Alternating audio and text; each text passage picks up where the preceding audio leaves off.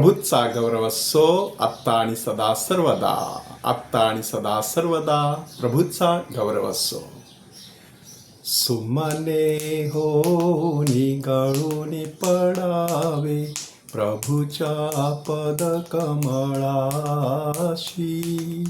देह जिजावा अखंडित हा ख्रिस्त प्रभू सेवेशी. हे शब्द प्रत्यक्षात उतरविणारे रोमचे संत लॉरेन्स ह्यांचा सण ख्रिस्त सभा आज साजरा करत आहे. 3ऱ्या शतकातील ती घटना आहे. रोममधील पोप सिक्स्टस दुसरे ह्यांच्या हाताखाली एकूण 7 डिकन होते आणि त्यापैकी लॉरेन्स ह्या डिकनच्या हातामध्ये फार मोठी जबाबदारी होती. ख्रिस्त सभेची संपूर्ण मालमत्ता, पैशाचा व्यवहार त्यांच्या हातात होता. इतकंच नाही तर गोरगरिबांना मदत करण्याची जबाबदारी देखील त्यांच्यावरती सोपवण्यात आलेली होती. अशा पार्श्वभूमीवरती आत्ताच 7 तारखेला आपण ज्यांचा सण केला त्या संत सिक्स्टस दुसरे ह्या पोप महोदयांना सम्राट व्हॅलेरियन ह्याने ठार केला आणि त्यानंतर लॉरेन्स ह्या डिकनला देखील अटकेमध्ये तुरुंगामध्ये टाकण्यात आलं आणि त्याला सांगण्यात आलं की चर्चची संपूर्ण मालमत्ता, सगळा पैसा माझ्या तिजोरीमध्ये भरून टाक. लॉरेन्स बाहेर पडला. त्याने चर्चची सगळी मालमत्ता विकून टाकली. तो पैसा सगळा गोरगरिबांना वाटून टाकला. आंधळे, पांगळे, लुळे, लंगडे अशा प्रकारची माणसं गोळा केली आणि ती माणसं घेऊन तो सम्राटासमोर उभा राहिला आणि सम्राटाला सांगितलं, ही ख्रिस्त सभेची मालमत्ता आहे, हे ख्रिस्त सभेचं धन आहे, ही सगळी मालमत्ता, हे सगळं धन मी तुमच्या तिजोरीमध्ये ओतत आहे. त्यामुळे अत्यंत संतप्त होऊन व्हॅलेरियन ह्या सम्राटाने लॉरेन्स ह्याला मोठी शिक्षा ठोठावली. शिक्षा तरी कशी की शांतपणे तेवत असलेल्या अग्नीमध्ये त्याला भाजून काढायचं.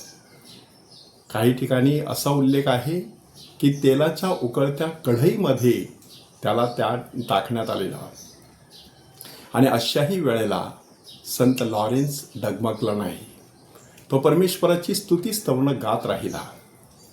रोमच्या परिवर्तनासाठी प्रार्थना करीत राहिला. इतकंच नाही तर त्याची सत्सद विवेकबुद्धी आणि विनोदबुद्धी एकत्र झालेली. त्यांनी आपल्या मारेकऱ्यांना सांगितलं, माझी एक बाजू भाजून झालेली आहे, आता दुसरी बाजू भाजून खाऊन टाका. एवढं प्रचंड असं धैर्य आणि सामर्थ्य डिकन लॉरेन्स ह्यांच्या ठाई होतं. प्रभू येशू ख्रिस्त आजच्या शुभवर्तमानामध्ये सांगत आहे की गव्हाचा दाणा जमिनीत पडून मेला नाही तर तो एकटाच राहतो, परंतु जर तो मेला तर प्रचंड पुष्कळ पीक देत असतो. गव्हाचा एक दाणा अनेक लोंब्या घेऊन येत असतो, पण त्यासाठी त्याला जमिनीमध्ये कुजावं लागतं, रुजावं लागतं, गाढून घ्यावं लागतं, तरच तशा प्रकारचं फळ येत असतं.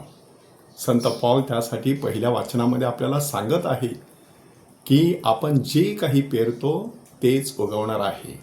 ज्या मापाने पेरतो तेवढ्याच प्रमाणामध्ये येणार आहे. ह्या दिवसात पेरणी करून लावणी करण्याचे दिवस आमचे आदिवासी बांधव रात्रंदिवस ह्या कामामध्ये व्यस्त असतात. परंतु ऑक्टोबर-नोव्हेंबरचे दिवस नजरेसमोर ठेवून असतात. त्या ऑक्टोबर-नोव्हेंबरच्या दिवसामध्ये त्यांची कणगी भाताच्या पिकाने भरून जात असतात.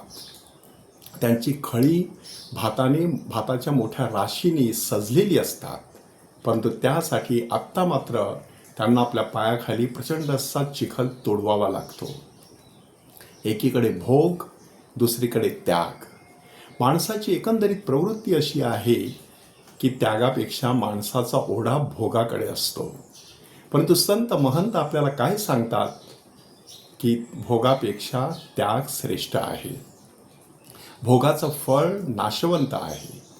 त्यागाचं फळ अविनश्य आहे. भोग हे शरीराशी संबंधित आहे, त्याग हा आत्म्याशी संबंधित आहे. संत लॉरेन्स ह्याच्या मध्यस्थीने आपल्याला देखील ख्रिस्तासाठी गव्हाचा दाना बनता यावं, त्यागाच्या भट्टीमध्ये ताऊन सुलाखून निघण्याची आपण तयारी ठेवावी आणि टिकणारं असं विपुल फळ देण्यासाठी परमेश्वराची विशेष कृपा आपल्याला लाभावी. म्हणून त्या परमेश्वराकडे संत लॉरेन्सच्या मध्यस्थीने प्रार्थना करूया. त्या प्रभूचा गौरव असो आत्ता आणि सदा सर्वदा. आत्ता आणि सदा सर्वदा प्रभूचा गौरव असो.